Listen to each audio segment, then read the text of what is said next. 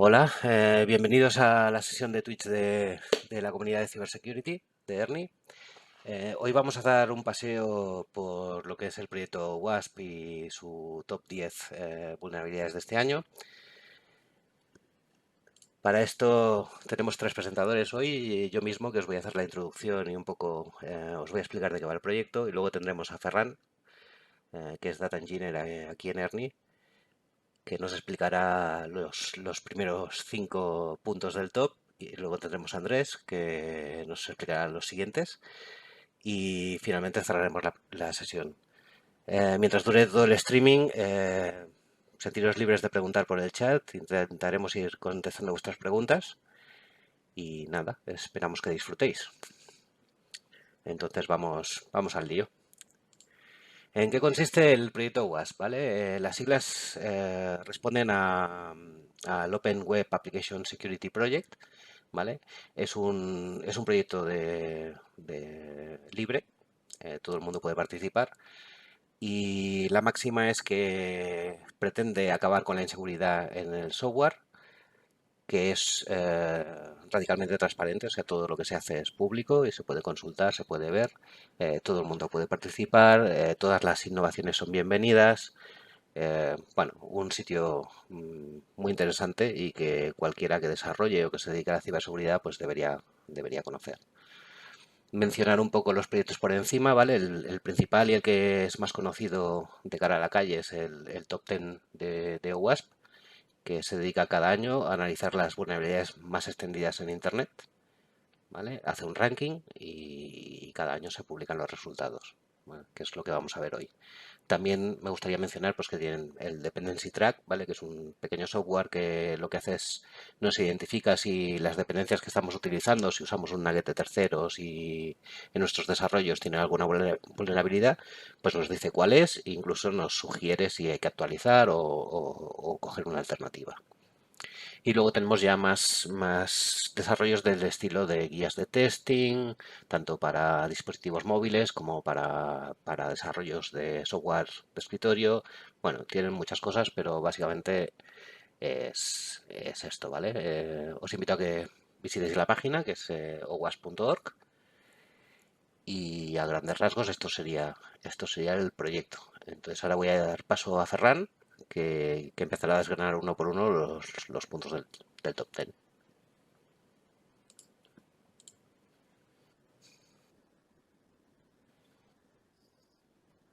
Uno, ¿vale? Que es el Broken Access Control. En anterioridad, este estaba en el top 5, en el top 4 más o menos, y básicamente lo que nos está indicando esta vulnerabilidad es que un usuario no podría actuar más allá de sus fronteras, ¿no? Más allá de por qué su usuario se diseñó o se creó, ¿vale? En este caso podríamos tener, por ejemplo, un usuario que actúa como administrador, que actúa como otro usuario, o una persona que accede a esta página web y actúa como un usuario sin estar registrado, ¿no?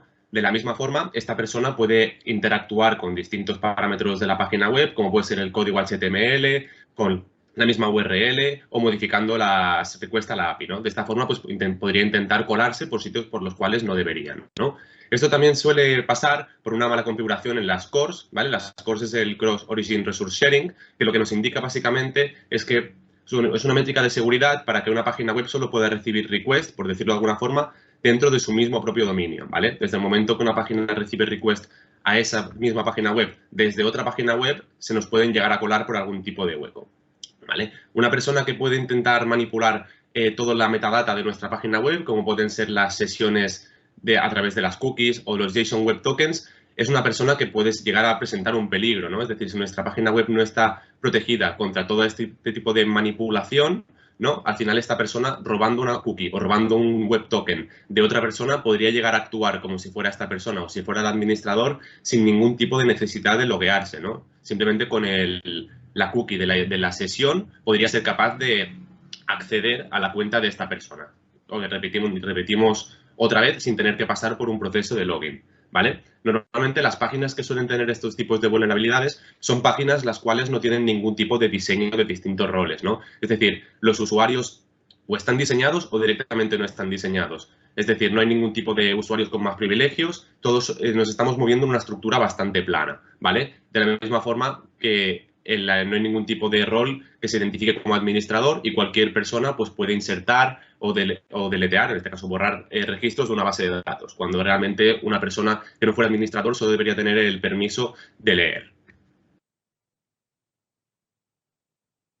Vemos aquí, por ejemplo, el primer tipo de ataque, ¿no? De que se puede llegar a hacer con este tipo de vulnerabilidad y es el que comentamos con anterioridad, ¿vale? Si miramos nuestra imagen que tenemos a la izquierda, vemos que el usuario lo que está intentando es acceder al endpoint de la página de administrador, ¿vale? Sin este usuario o obviamos que este usuario no es el administrador, ¿vale? Una página web que esté bien hecha lo que nos debería devolver sería un mensaje de error de usted no es el administrador o nos debería redirigir a la página principal, ¿vale? En este caso vemos que la página web le está llevando a la cuenta del administrador, ¿no? Donde ahí tiene todo el control de los usuarios. En nuestra imagen de la derecha, por contra, lo que estamos viendo es una persona que lo que está haciendo es modificar el ID de usuario, ¿vale? Si vemos aquí en la página web, el endpoint que está entrando es el accounts / un ID de usuario, ¿no?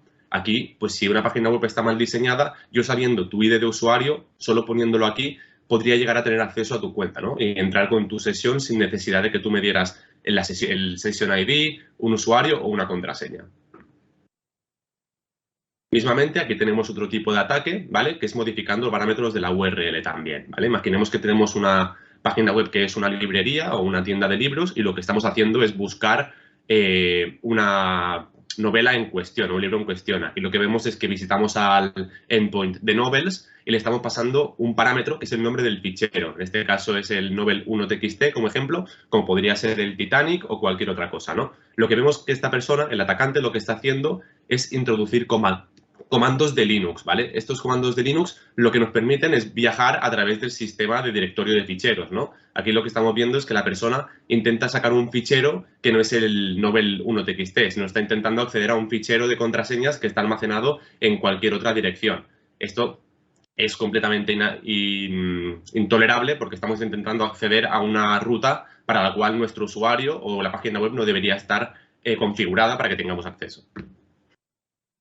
Si vemos un poco cómo hacer la prevención de este tipo de ataques, ¿vale? Nos damos cuenta que lo más importante, una de las cosas más importantes y que va ligado con el ataque anterior, es deshabilitar todo tipo de listado del directorio actual. En este sentido, si nosotros no permitimos que nadie liste lo que hay en el directorio actual, pues ya nos estamos salvando de que nadie podrá saber que está en el mismo directorio que la página web, ¿vale? Deberíamos también proteger todo el tema de los metadatos y asegurarnos de que no están en ningún tipo de directorio cercano al de la página web, para que si alguien es capaz de acceder a este directorio, pues que no sepa dónde se encuentran todos estos datos, ¿vale? Importante también la creación de distintos roles, sea un usuario normal, un usuario premium, el administrador, y que estos roles estén bien compartimentados, es decir, que un usuario no pueda tomar acciones que otro usuario o que otro tipo de usuario, es decir, entre usuarios llanos sí, pero un usuario normal y un usuario premium no deberían tener acceso a las mismas cosas, ¿vale? Luego, las dos siguientes van muy juntas, digamos de alguna forma, si un admin está recibiendo algún tipo de log de que están haciendo 50.000 llamadas a una API con datos que no deberían ser correctos, pues esta persona, es decir, deberíamos tener algún tipo de registro conforme esto está sucediendo, ¿no? Que es lo que nos está diciendo. Y de esta misma forma poder limitar las llamadas a la API para que, ya sea con tiempos de espera, para que no puedan acceder a cosas a las cuales no deberían estar, pues digamos, públicas, ¿no? Luego seguimos con las dos siguientes, que también van muy de la mano, que es el minimizar cualquier tipo de interacción dentro de la misma página web que nos venga desde fuera. Y sobre todo, no tener en cuenta nada que venga de fuera, como decimos, siempre y cuando no se haya validado anteriormente dentro de la misma página web, ¿de acuerdo? Aquí vemos el top 2, ¿de acuerdo? El top 2 hace referencia a todos los errores relacionados con problemas de cifrado, ¿vale? Son un tipo de errores bastante comunes actualmente, sea en base de datos o en protocolos de transmisión, y básicamente lo que nos indican es que data que es sensible, por decirlo de alguna forma, como datos de tarjetas de crédito o datos bancarios por general, están siendo transmitidos por protocolos que no son seguros o están siendo guardados en bases de datos que no tienen ningún tipo de cifrado, ¿vale?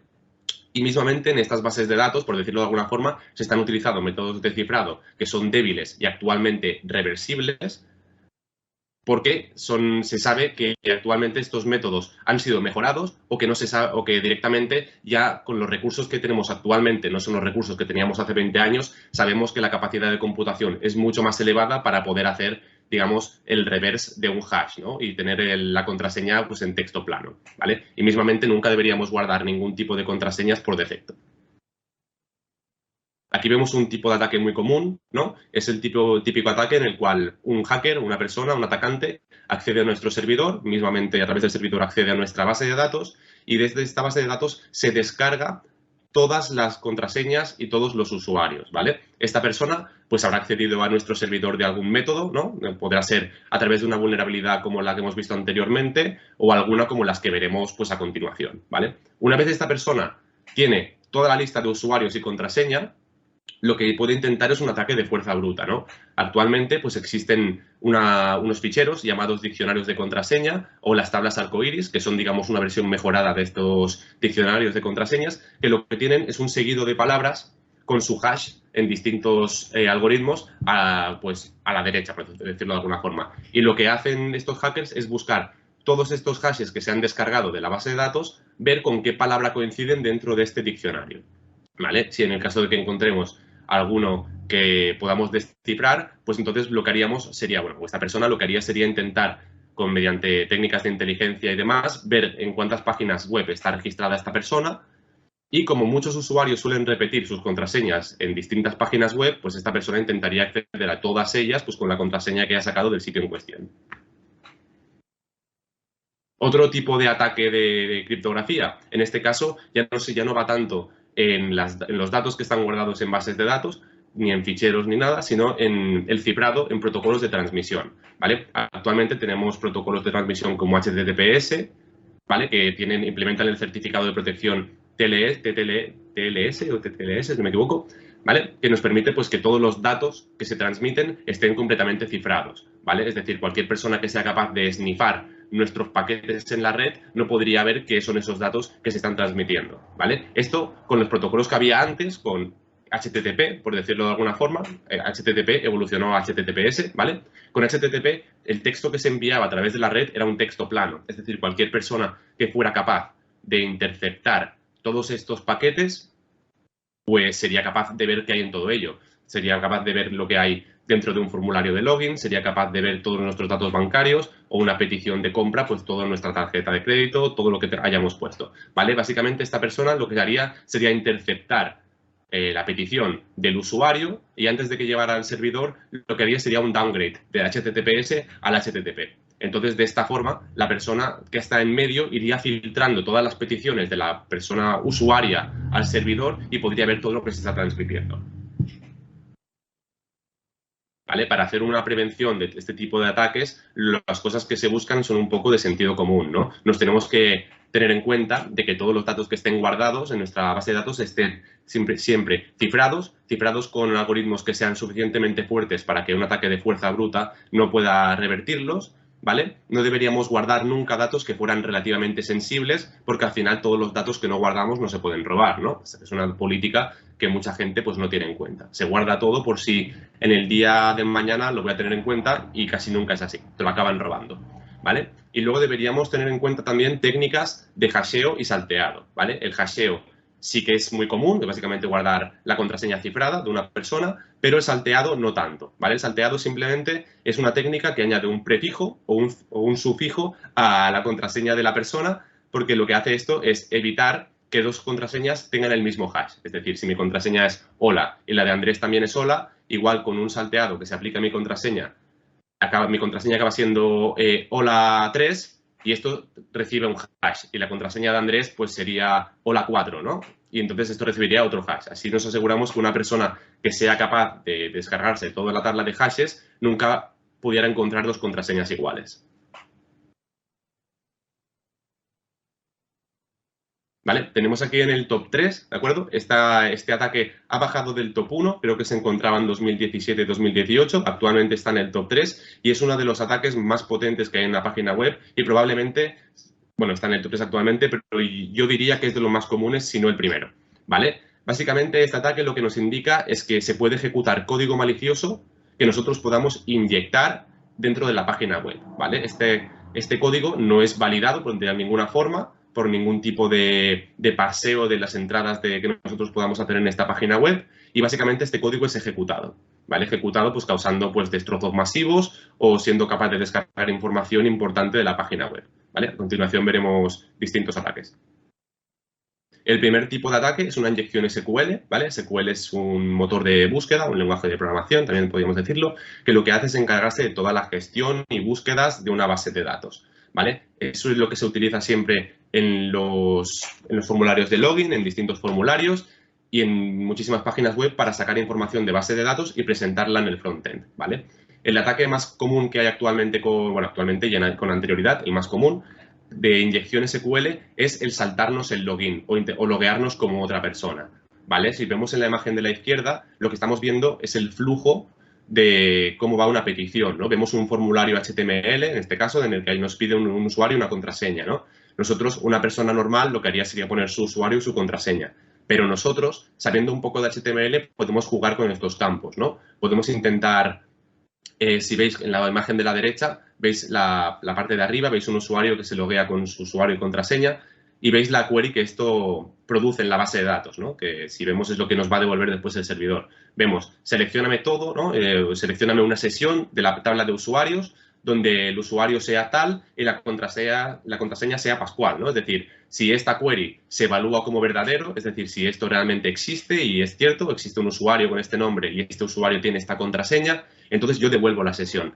Pero ¿qué pasa? Si nosotros ponemos ciertos caracteres especiales, podemos llegar a comentar o insertar código SQL, ¿vale? Si vemos el formulario de abajo, a la derecha, lo que estamos viendo es que la persona está comentando el campo de contraseña y en el campo de usuario está poniendo un true, un verdadero. Es decir, si vemos que la query nos está quedando, seleccióname todo de los usuarios cuando el ID sea un ID aleatorio y se evalúe como verdadero. Es decir, aquí ya nos estamos pasando, ya no estamos validando el campo de la contraseña porque está comentado. Podía haber sido así o podía haber sido que un usuario fuera administrador y la contraseña fuera comentada. Entonces nos devolvería una sesión como si fuéramos administrador. El siguiente ataque que tenemos aquí, tenemos el ataque de cross-site scripting, ¿vale? Este tipo de ataque tenemos de dos formas. Vamos a explicarlo uno que era de los más comunes con anterioridad y luego explicaremos el otro que se puede llegar a hacer, ¿vale? Este tipo de ataque es un ataque en el cual nosotros inyectamos o insertamos un script malicioso, normalmente programado en JavaScript o algún otro tipo de lenguaje que pueda ser procesado por un navegador, ¿vale? Y lo que hacemos es inyectarlo a la página web, ¿vale? La página web lo que hace es guardarlo dentro del servidor y para que luego cuando una persona intente acceder a la página web donde nosotros lo hemos guardado, esta persona se coma el script. Esto, un ejemplo, podría ser nosotros hacemos un comentario en un foro y ese comentario, pues en vez de poner hola, ¿qué tal, gente? Pues ponemos el script, ¿no? El código del script. Si la página está mal hecha, este código del script se va a guardar dentro del foro. Y cada persona que vaya a acceder a ese hilo, ¿no? O vaya a acceder a ese post, pues lo que en vez de ver nuestro mensaje, lo que va a ser, se le va a cargar el script y va a ser ejecutado en su navegador. ¿Esto para qué puede ser útil? Puede ser útil para robar cookies. Si robas la cookie de sesión, puedes actuar como esa persona. Puedes hacer que a esa persona le pasen cosas en el navegador ejecutando ese código, ¿vale? Luego tendremos el siguiente tipo de cross-site scripting, que sería en el cual nosotros ejecutamos código directamente en el cliente, en el servidor, pero sin que éste se guarde en la base de datos. Por ejemplo, yo quiero, pues, que me saques todo el directorio donde está guardada la página web. Pues en vez de hacerlo pues con el Broken Access Control que hemos visto anteriormente, pues yo mando un script que me devuelva todo. Y entonces esto se ejecuta y me lo devuelve a mí, pero no se queda guardado en una base de datos o para que se ejecute a otra persona. Esto, en vez de guardarlo dentro de un texto de un foro, pues lo podríamos ejecutar en un campo de búsqueda, ¿no? Como en un e-commerce, pues en qué producto estamos buscando, pues ponemos el script. Finalmente, el último ataque de inyección que vamos a comentar en el día de hoy es el de inyección de un comando de sistema operativo, ¿no? En este caso, tenemos una entrada de texto en una página web que lo que nos está diciendo básicamente es dime un año y descárgate los datos de ese año, ¿no? Pues nosotros buenamente ponemos 2020, pero habrá otra persona que vaya un poco más allá y diga, vale, igual esto es un sistema Linux, ¿no? Que no está protegido contra la entrada del usuario y yo puedo anidarle y concatenarle pues distintos comandos, ¿no? En este caso estamos utilizando un cat. Con cat básicamente lo que hace es pintarnos el contenido de un fichero, imprimirlo en pantalla, pero en vez de, si en este caso no fuera un cat, fuera un delete recursivo que nos cargara todos los directorios padre e hijo de donde estamos actualmente, pues podríamos cargarnos la página web, ¿vale? Por eso es importante siempre tener y tomar en cuenta medidas de prevención contra este tipo de ataques. ¿Vale? Medidas de prevención contra este tipo de ataques. Si podemos siempre utilizar una API que sea segura o utilizar técnicas como Object Relational Mapping Tools, que básicamente se podría traducir a que es una librería de código de programación que nos hace como de interceptor entre nuestro código y lo que queremos, los datos que queremos poner y la base de datos. En vez de crear una query SQL que directamente inserte datos, con esta librería podríamos hacer librería.poner datos y pasarle todos los datos sin que nosotros ejecutamos ningún tipo de SQL, ya que la librería lo haría por detrás. ¿Vale? Deberíamos también limitar siempre lo que nos retorna la SQL, ¿vale? Porque en caso de que tengamos un código que esté inyectado, si es capaz de llevarse todos los usuarios, tenemos un problema. En el caso de que lo limitemos, pues siempre podemos intentar minimizar los daños que puede causar esa SQL, ¿vale?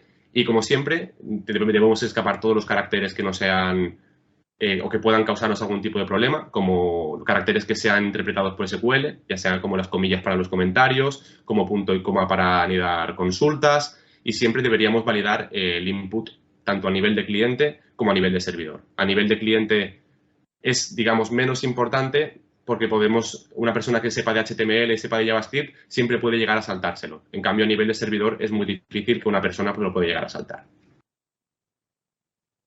En el número 4 tenemos el diseño inseguro de una página web, ¿de acuerdo? Que, aunque parezca un poco racional, es algo bastante amplio, pero no siempre es la causa de todas las demás vulnerabilidades que veremos. Es decir, por mucho que el diseño sea inseguro, eso no significa que me puedan hacer una inyección, que puedan tener un fallo criptográfico, etcétera, ¿vale? También deberíamos diferenciar entre un diseño inseguro y una implementación insegura. Quizás la implementación que nosotros hemos hecho es seguro o está bien hecho, pero el diseño no está bien hecho. Entonces estamos entrando, imaginemos que estamos construyendo una puerta y tenemos esta puerta construida, ¿no? La puerta es la que habíamos pedido, pero nos hemos olvidado de ponerle un candado. Entonces la puerta se puede abrir y cerrar, pero aunque es la puerta que queríamos, tenemos un problema, porque todo el mundo puede entrar, ¿no? Básicamente, esta vulnerabilidad se tiene en cuenta cuando nuestra aplicación, por ejemplo, nos está dando errores, ¿no? Imprime errores por pantalla. Si yo accedo a tu página web y me está dando errores, esta información para mí podría servirme para atacar, porque me está dando información de qué quiero, ¿no? ¿Qué espera la página web o por qué están las cosas mal? Me estás dando información sobre la cantidad de usuarios que hay. Si yo accedo como un usuario y tú me dices, esperaba tal usuario, yo ya sé que ese usuario existe. Entonces puedo intentar targetear a ese usuario pues, para robarle la sesión o para intentar hacer cualquier otra cosa, ¿vale? Esto también suele pasar cuando las credenciales están mal protegidas, están en ficheros de programación dentro de el GitHub, por ejemplo, tenemos un fichero con credentials y está ahí público y no están las contraseñas cifradas ni nada, ¿vale?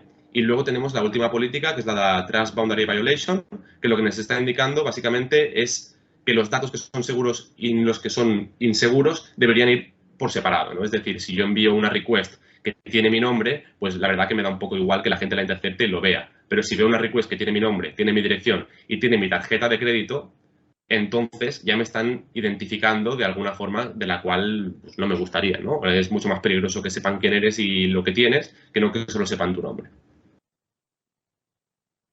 Aquí tenemos tres tipos un tipo de ataque, ¿vale? Es un tipo de ataque bastante parecido, por no decir igual al que hemos visto anteriormente, pero vemos que un atacante, un hacker, lo que quiere hacer es integrar un script maligno dentro de nuestra base de datos, ¿vale? Para cuando una persona pues, realice una llamada a la API o cargue esa página web, ese script pues se le cargue, ¿vale?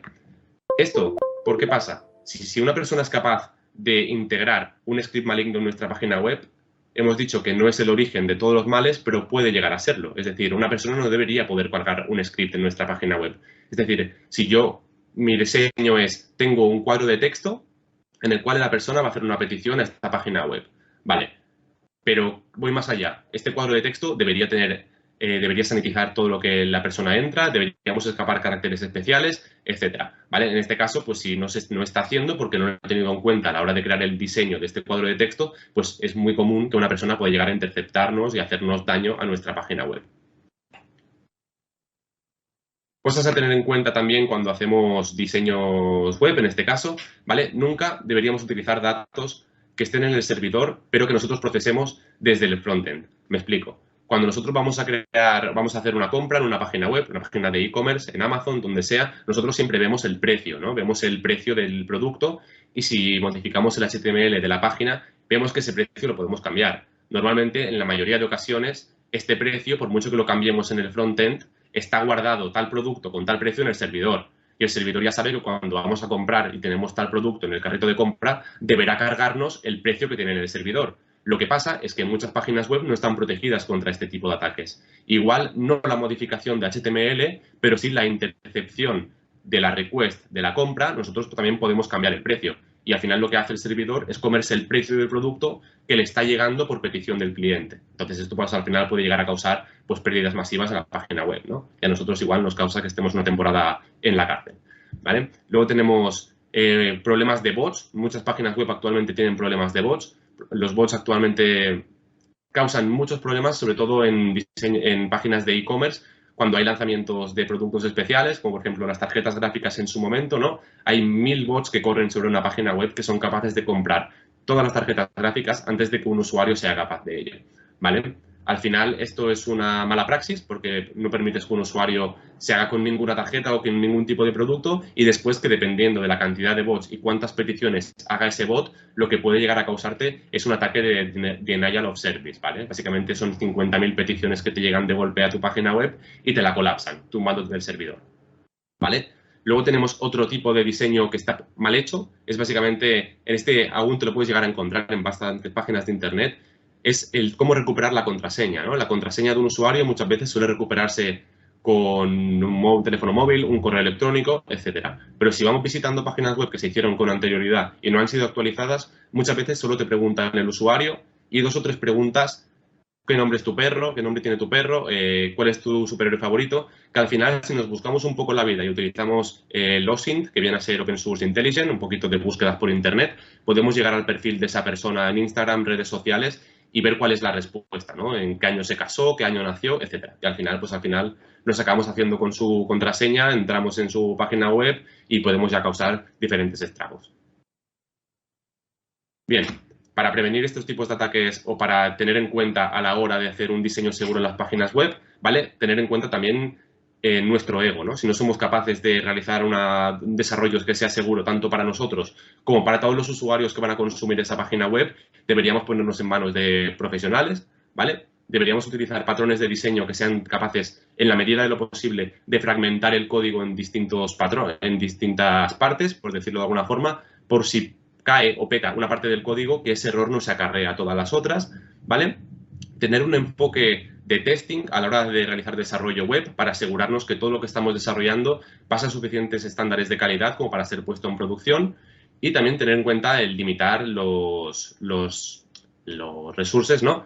O todos los recursos para un usuario, ¿no? Para que un bot no nos pueda hacer 50.000 llamadas y te impida a ti o a mí pues hacer una compra en una página web.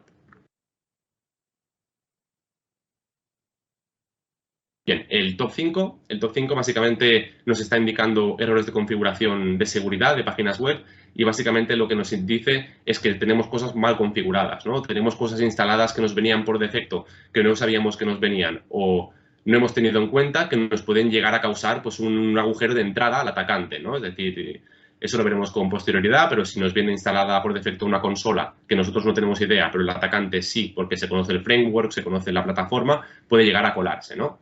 Básicamente, tampoco deberíamos tener nunca contraseñas por defecto, deberíamos tener siempre los sistemas, nunca deberíamos tener los sistemas desactualizados y todas las cosas nuevas que fuéramos añadiendo a nuestro sistema, a nuestro software, a nuestra plataforma web, deberíamos tener en cuenta que deberían ser las últimas versiones estables, ¿vale? Para ahorrarnos ningún tipo de susto. Aquí vemos un tipo de ataque que es muy parecido porque al final veremos que todo va relacionado entre sí. Es decir, para realizar un tipo de ataque pueden darse lugar 50.000 de las cosas que vamos a decir en el día de hoy, ¿vale? A día de hoy, por ejemplo, un hacker puede llegar a acceder a la base de datos de contraseñas de una página web y darse cuenta que para acceder a esa base de datos solo ha tenido que utilizar las contraseñas por defecto del gestor o del framework en ese caso, ¿no? Es decir, en WordPress el usuario creo que es admin y la contraseña creo que es password. Muchas páginas web actualmente están montadas sobre WordPress y si os fijáis, no incito a que lo probéis, pero os podéis dar cuenta que los usuarios y las contraseñas nunca se han cambiado en la página de administrador del WordPress, donde ahí está toda la información de los usuarios. Al final, si nunca modificas las contraseñas por defecto, el administrador da igual qué tan fuerte sea la contraseña que un usuario ponga, porque siempre una persona va a poder entrar. ¿Vale? Aquí más problemas de configuración. Por ejemplo, tenemos la primera. Cosas que nos vienen instaladas por defecto, como comentamos anteriormente, que nosotros pues no eliminamos o pensamos que no tienen importancia. Imaginamos que nos estamos descargando pues un Elastic, ¿no? O cualquier gestor de base de datos y nos ponemos a montar todas las cosas que sean visuales, etcétera, pero no tenemos en cuenta que en un puerto de esa aplicación hay abierta una consola que tiene acceso al administrador.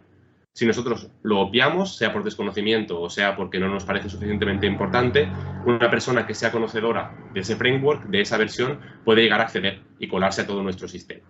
¿Vale? Luego tenemos también que tener en cuenta que servicios de almacenamiento del cloud actualmente, como puede ser el S3 de Amazon, se pueden llegar a crear como públicos por defecto, sea a través de plataformas como Terraform o sea a través de las mismas consolas de AWS. Todas estas cosas pueden llegar a crearse como públicos. Y una persona que sea capaz de intentar probar fuerza bruta de distintos enlaces de Amazon, pues podría llegar a topar con nuestro enlace, ¿no? Y ahí, si tenemos almacenado, sea ficheros, sean contraseñas, sean fotografías, pues todo esto podría ser descargado por esa persona. ¿Vale? Y finalmente tenemos otro tipo de error, que es lo que comentamos con anterioridad, de que nuestra aplicación está dando errores de seguridad en el frontend, ¿no? Una persona que está visitando nuestra página web está viendo todos aquellos errores que está causando, ¿no? Al final, si yo veo ciertas cosas que están causando, por ejemplo, no esperaba Python 3, pero Python 2. Entonces ya sé que esta página ya está hecha en Python 2, ¿no? En Python 2 puedo intentar buscar cuáles fueron los errores más comunes pues, para este framework, ¿no? Y a partir de aquí hacer un poco de ingeniería inversa para ver por dónde yo podría atacar. Finalmente, para prevenir este tipo de ataques, ¿vale? Deberíamos tener siempre procesos automáticos que nos testeen todos los productos, nos testeen la seguridad de todas las cosas que vayamos haciendo y, sobre todo, deberíamos tener entornos distintos, ¿no? Que todo lo que desarrollemos nunca vaya directamente a producción. Debería pasar por distintos estándares de calidad, sea en el entorno de desarrollo, donde deberíamos empezar a desarrollar, un entorno de testing, ¿no? Y, finalmente, cuando nos aseguremos que todo está funcionando, deberíamos pasarlo a producción, ¿vale? Deberíamos también mirar los permisos en servicios cloud, como hemos comentado anteriormente, para que no sean públicos y todo el mundo pueda acceder, ¿vale? Y finalmente, pues eliminar todas esas cosas que no sean utilizadas, ¿vale?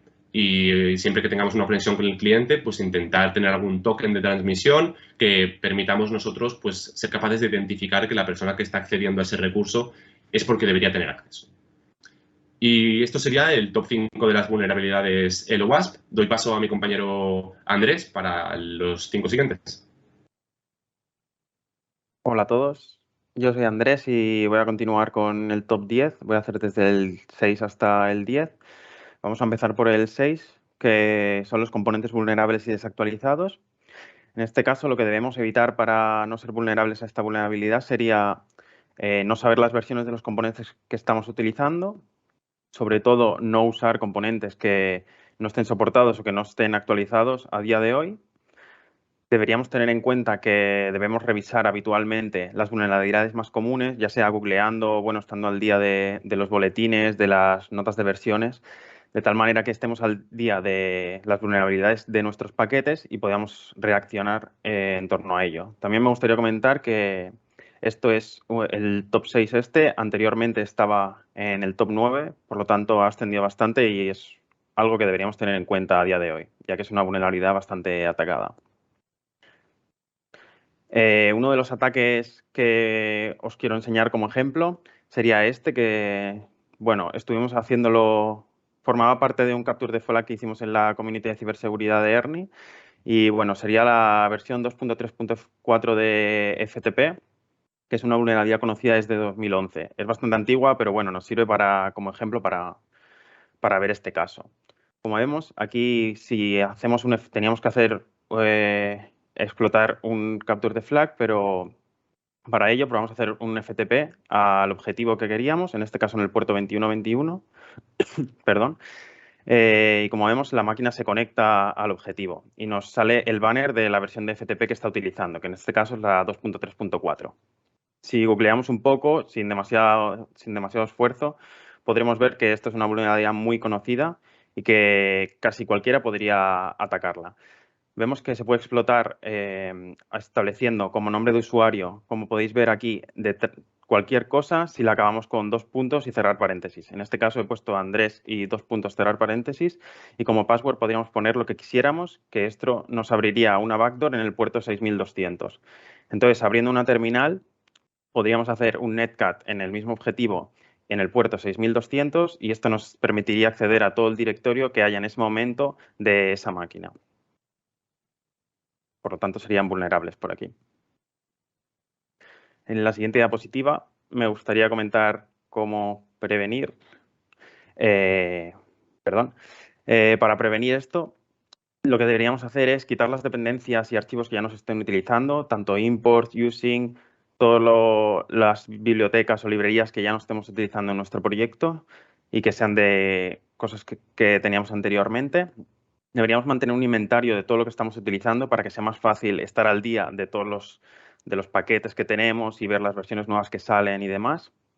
Deberíamos instalar paquetes solo de fuentes oficiales, de las que realmente sepamos que son confiables y que no nos pueden instalar nada que no sea fiable. Deberíamos mirar las actualizaciones habitualmente, tal como he dicho anteriormente. Y me gustaría mencionar también una de las herramientas que ha mencionado David Soto al principio de la charla, que es el OWASP Dependency Track, que nos permite traquear todas las vulnerabilidades que pueda tener nuestra aplicación y de esta manera poder tomar acciones a partir de ello. También me gustaría mencionar que está muy bien actualizar, pero tampoco está bien ser el primero en actualizar, ya que todas las vulnerabilidades nuevas que pueden haber surgido a partir de esta versión nueva, seríamos vulnerables a ellas. Por lo tanto, hay que establecer un balance entre cuándo decides actualizar. Depende de las que hayan anteriormente o de las que se puedan generar ahora. Pasamos al top 7, que en este caso son los fallos de autenticación e identificación. Para intentar evitarlos, sobre todo lo que deberíamos hacer es no permitir ataques automatizados. Con ataques automatizados me refiero a fuerza bruta, me refiero a no controlar el número de peticiones que se realizan por segundo o el número de peticiones que se realizan para el mismo usuario con la misma contraseña, etc. Tampoco deberíamos permitir passwords débiles o del top 1000 passwords más usados o contraseñas tipo admin, tipo 1234, tipo el mes de nacimiento, lo que sea. Contraseñas muy fáciles de descubrir. También, como mi compañero Ferran ha comentado antes, no deberíamos tener procesos de recuperación de contraseñas fáciles, ya sea con preguntas, como comentaba él, de cómo se llama mi perro, o lo típico de que te preguntan a qué mail quieres que te envíe para recuperar la contraseña. No, debería ser un proceso mucho más seguro que no permita desviar el proceso del propio usuario del cual es la cuenta. También en ningún caso deberíamos guardar las contraseñas en texto plano o con hash débiles, ya que son muy fácilmente, podrían ser interceptadas y directamente podrían acceder a nuestra cuenta. De esta manera, si las guardamos hasheadas o con cualquier tipo de encriptación, aunque puedan acceder a ellas, no tienen una contraseña como tal que puedan poner en un input directamente. Por último, aunque sea un poco básico, no debemos exponer el ID de accesión en la URL. También deberíamos tener cuidado de que no se guarde en el local storage, ni en el session storage, ni en ningún sitio que pueda acceder a alguien después de nosotros. Vale, algunos de los ataques que podemos tener en cuenta para los fallos de autenticación, sobre todo son la fuerza bruta, ya sea de password o de usuario. Aquí podemos ver un pequeño gráfico que nos dice más o menos lo que le costaría a un atacante, con una máquina especializada, obviamente, resolver o encontrar un password a partir de nuestra cuenta. Como podemos ver, lo importante es tanto la longitud como la variedad. Si queremos tener un password seguro, debemos tener un password lo más largo posible. Mientras más largo, más seguro será y, sobre todo, que contenga todo tipo de caracteres que podamos tener, ya sean números, mayúsculas, minúsculas, símbolos y demás. Mientras más variedad pongamos, más seguro será. También debemos tener en cuenta que no debe estar relacionado con nosotros. El password no debe estar relacionado, creo que también Ferran lo ha comentado antes, ni con nuestra fecha de nacimiento, ni con nuestra boda, ni con el día que nos sacamos de la carrera, ya que esto es información que puede ser pública y que cualquiera podía acceder a ella y podría acabar generando un diccionario de tal manera que fuera más fácil obtener nuestra contraseña. También me gustaría comentar la fuerza bruta de usuario, ya que muchas veces la fuerza bruta de password está bloqueada. Si tú intentas acceder a una cuenta probando 2000 passwords, digamos, te bloquearía, por ejemplo, o no te dejaría hacer 2000 peticiones instantáneamente o en un periodo corto de tiempo. Por lo tanto, podemos probar a hacerlo con el usuario. Como he dicho antes, hay contraseñas comunes como admin 1234, contraseñas muy básicas, que puede ser que algún usuario lo tenga, de los millones quizá o miles que pueda tener una aplicación. Por lo tanto, podemos establecer ese password como fijo, podemos poner el password admin y iterar sobre usuarios y quizá encontremos algún usuario que entre con ese password. Esa es otra manera de la que podríamos ser vulnerables. Después me gustaría comentar un ataque que, bueno, ahora ya no es tan común, pero hace unos años también se lo era, que creo que también lo han comentado. Por ejemplo, en un cibercafé, si te dejabas la contraseña, o sea, la cuenta iniciada, podría venir alguien y robarte todas tus credenciales o entrar a tus cuentas sin ningún problema. También no solo es dejar la cuenta iniciada, sino que no se quede el Session ID por ningún sitio y que te asegures que realmente se borra de cualquier sitio que esté accesible para alguien externo. Por último, no es un ataque como tal, pero me gustaría decir que, bueno, si solamente tienes la contraseña como validador, es más fácil que puedan llegar a acceder a tu cuenta, ya que solo hay una barrera que pasar. Si en cambio decides tener un multifactor authentication, o sea, más de un paso para llegar a acceder a tu cuenta, como puede ser SMS o las aplicaciones de autenticación del móvil, es mucho más difícil. No solamente tiene que saber tu contraseña y tu usuario, sino que tiene que interceptar SMS. Bueno, es un tema más complicado. Mientras más barreras, mejor. Vale. Para intentar prevenir esto, lo que podríamos intentar hacer es alinear la contraseña con el National Institute of Standards and Technology, que esto nos establece unas premisas que nos dice las contraseñas, lo que debe contener una contraseña segura, y podríamos implementarla de esta manera.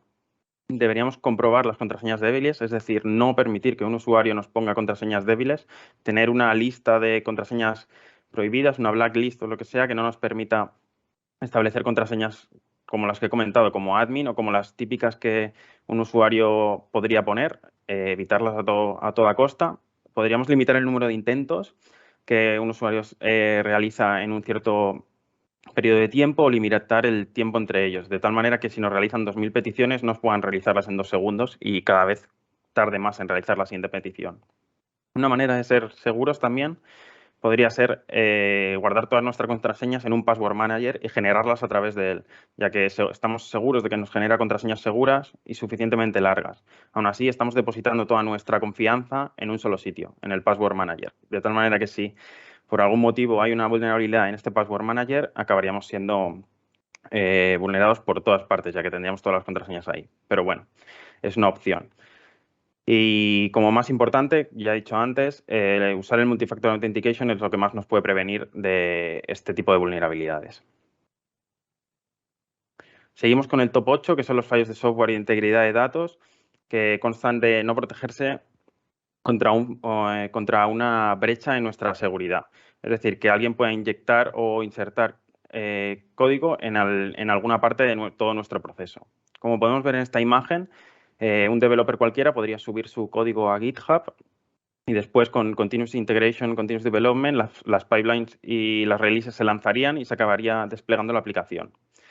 En este caso, el atacante, quizás, no sabemos cómo, pero podría tener acceso a subir código a ese repositorio y hacer de esta manera que la pipeline se corriera con su código. Se acabaría desplegando la aplicación y el usuario se acabaría descargando dicha aplicación. De esta manera, cualquier cosa que estuviera haciendo el usuario podía ser monitorizada por el atacante y, bueno, podría hacer cualquier cosa ya que sería el propio código del atacante el que se está ejecutando en la máquina del usuario.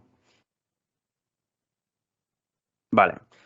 Voy a comentar algunos tipos de ataque. Los principales son el buffer overflow, bueno, el sobrepasar la memoria y la modificación de logs.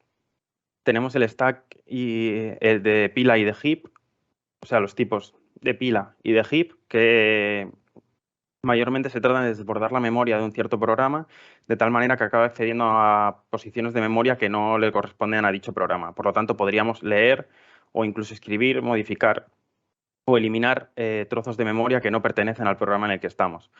Otro tipo sería, si no validamos los inputs de los strings, por ejemplo, en los campos en un formulario cualquiera, si estamos insertando nuestro nombre o lo que sea, podríamos intentar introducir instrucciones que comprometan al sistema a través de ellos, si no se está validando. ¿Puede ver agua? Un segundo, perdón. Vale. Después, sobre la modificación de logs, he puesto aquí un ejemplo que es bastante fácil. El trozo de código del cual estamos tratando, lo que intenta hacer es simplemente validar un valor que sea un entero. Si es un entero, todo está bien, y si no es un entero, nos escribe un log que dice se ha fallado al intentar parsear este valor a entero. Por lo tanto, más a la derecha podemos ver que si el usuario pusiera 7, es decir, el string 7, la cadena de caracteres, se imprimiría info fail to parse val igual a 7. De esta manera, si el usuario pusiera 7, perdón, si el usuario pusiera 7, 2 enters en ASCII y otra cadena de texto, podríamos ver que se imprimiría la siguiente cadena de texto, como en este caso es user logged out igual a attacker. En este caso no es demasiado útil esto, pero sí que nos podría servir, por ejemplo, si realmente estamos haciendo algo malo o algo que comprometa al sistema, podríamos imprimir 2000 logs después del que ha hecho comprometer al sistema, de tal manera que no quede como relevante el que realmente importa para al site al que estamos atacando. Para intentar prevenir esto, deberíamos asegurarnos que las librerías como NPM o cualquiera que estemos utilizando consumen repositorios de confianza. Deberíamos asegurarnos que revisamos todas las pipelines y que cada vez que hacemos un cambio en la pipeline no modifica la integridad de la misma. Y bueno, eso, asegurarse de que no generamos ninguna brecha de integridad que pueda ser vulnerada por un atacante.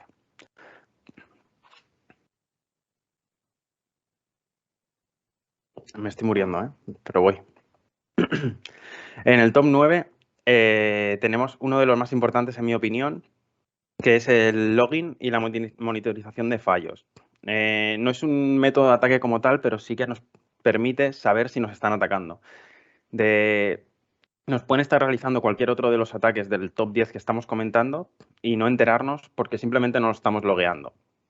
Por lo tanto, debemos loguear y sobre todo también loguear mensajes claros y no genéricos que nos permita ver realmente de dónde viene el problema, dónde se ha generado, en qué pantalla, con qué input y qué se está haciendo realmente. No deberíamos guardar los logs bajo ningún caso de forma local y deberíamos protegerlos. Vale, algunos de los ejemplos que podemos ver es un poco lo que os he dicho. No son ataques como tal, sino otro tipo de ataques que pueden verse realizados si no los monitorizamos. He puesto un ejemplo de una compañía de seguros y de una compañía de aerolíneas que han estado muchos años, que su información ha sido liqueada, es decir, su información ha sido transmitida sin ellos saberlo. He puesto la frase aquí típica, o que yo creo que es típica dentro del mundo de la ciberseguridad, que solo hay dos tipos de compañías, las que han sido hackeadas y las que lo serán. Y la he modificado un poco para decir que están las que han sido hackeadas y las que lo serán, pero dentro de las que han sido hackeadas están las que lo saben y las que no lo saben. Así que por lo menos, si logueas, serás de las que lo saben y de las que puede tomar acciones. Bueno, si deseas hacerlo, puedes tomar acciones para intentar solucionarlo y buscar la mejor solución. Si no lo sabes, nunca sabrás lo que está pasando ni qué ataques te están realizando a los cuales eres vulnerable.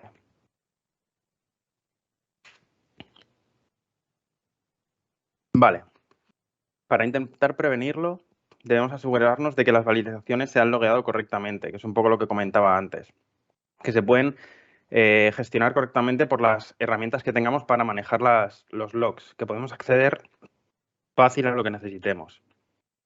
Debemos asegurarnos que no se pueden proteger a los ataques como los que comentaba en el top 8 anterior, que no se pueden modificar, ni eliminar, ni nada así, que son seguras y sobre todo las que son de alto valor, como transacciones en las que conlleve dinero o información importante, asegurarnos de que estas no se pueden modificar.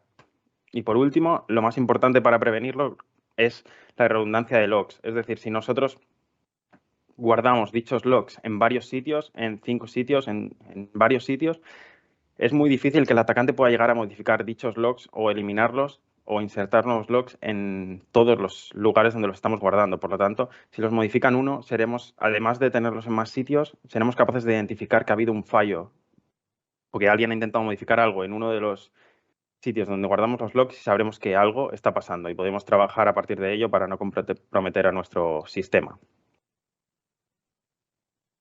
Vale, y por último, en el top 10 tenemos la falsificación de solicitud del lado del servidor, que sobre todo puede ocurrir o podemos ser vulnerables a ellos cuando no validamos las URLs de fuentes remotas. Nos pueden llegar a robar credenciales y archivos, nos pueden escanear los puertos que tengamos abiertos y pueden escalar privilegios, es decir, se pueden hacer pasar por otro usuario o pueden entrar como otro usuario. Como tipos de ataque, he puesto aquí un tipo de ataque donde se expone los datos relevantes de un cierto site. Si vemos aquí, se realiza un post en el cuadrado de arriba a la derecha, en una página de meteorología, por ejemplo, que pide el pronóstico del tiempo.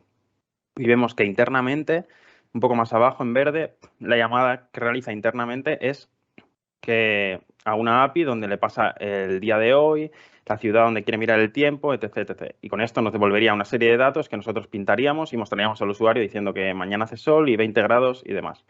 Si nosotros pudiéramos acceder a esta llamada y pudiéramos modificarla poniendo el código que está en rojo en este caso, podríamos acceder a sitios de la propia máquina. Accediendo al localhost /admin, quizá podríamos acceder y comprometer al sistema de tal manera que nos obtuviera todos los datos. De la misma manera, podríamos inyectar payloads y mirar archivos dentro del propio directorio del localhost o páginas que pudieran estar escondidas de cara al usuario y podríamos escanear, como ya he dicho, los puertos de la misma manera. Sí, pasamos. Para prevenir este tipo de ataques, lo que podemos hacer desde la capa de red es reforzar denegar por defecto. De esta manera no aceptaríamos ninguna llamada de las que no conocemos. Por lo tanto, sabríamos que conocemos que nos pueden llegar llamadas de pronóstico de tiempo, de qué tiempo hará mañana y de qué tiempo hará pasado mañana. Y estas son las únicas que nos pueden llegar. Cualquier otra cosa la denegamos. Podríamos segmentar las redes de manera que solo aceptemos las llamadas de las subredes o redes que conozcamos nosotros y si nos viene cualquier cosa externa o de una IP que no conocemos o que no pertenece a nuestra subred, directamente la ignoramos y no devolvemos nada. Desde la capa de aplicación podemos sanitizar el front y el back, o sea, hacer todas las validaciones que sean necesarias tanto en el front como en el back, no únicamente en el front, ya que de esta manera alguien se podría saltar las validaciones del front y enviar código que no sea aceptado o inputs que no sean aceptados al back si aquí no se comprobaran. Se podría reforzar las URLs y los puertos con una whitelist de tal manera que en esta whitelist pondríamos todas las URLs que aceptamos o las que deseamos y todos los puertos que deseamos de los que nos provengan y todo lo demás no lo aceptaríamos. Una manera muy fácil también de intentar evitar este tipo de ataques es no enviar las respuestas en crudo, es decir, sin tratar, tal cual nos envía la API. Si estamos pidiendo información del tiempo, lo que nos debería pedir, lo que nos debería devolver es pues el tiempo de mañana, el tiempo de pasado, temperaturas, humedad. Si en este caso nos está llegando una llamada con admin que nos devuelve usuarios y contraseñas, nosotros al tratarlo e intentar pintar en el front esos usuarios y passwords como temperaturas, días, etc., nos daríamos cuenta de que eso está mal. Por lo tanto, por aquí podríamos darnos cuenta de que algo está yendo mal y que no tenemos por qué pintar eso al usuario. Otra opción sería deshabilitar el HTTP y utilizar HTTPS únicamente. Y luego, como más generales, podríamos usar VPN y controlar el tráfico de sitios conocidos como localhost y no aceptarlo de ninguna manera. Y hasta aquí sería el top 10. Ahora le voy a devolver la palabra a David para que vaya cerrando. Pues hasta aquí la sesión de hoy. Esperemos que hayan sido interesante. Cualquier pregunta, bueno, no sé si tenéis alguna pregunta que queráis escribir en el chat de última hora. Si no, bueno, tenéis nuestros contactos en las redes sociales. Escribidnos por ahí, estaremos encantados de de contestaros. Y hola, Jaime. Pues hasta aquí llegamos. Muchas gracias por venir, por vernos. Esperamos que os haya gustado y nos vemos en la siguiente, que ya será para septiembre. Hasta luego.